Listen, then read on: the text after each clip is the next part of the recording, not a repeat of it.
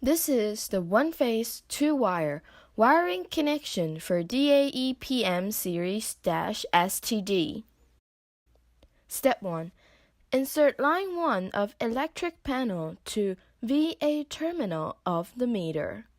Connect line 2 to VN.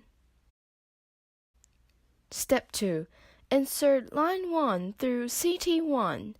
Connect white wire of CT1 to IA plus of the terminal.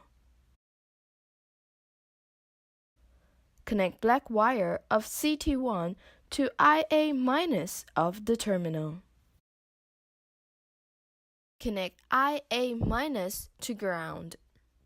These are the RS485 communication ports, plus, minus, and S.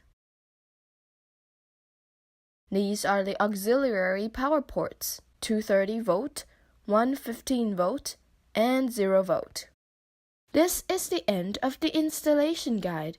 If you have any question, please contact us at info@daeinstrument.com or refer to our website www.daeinstrument.com.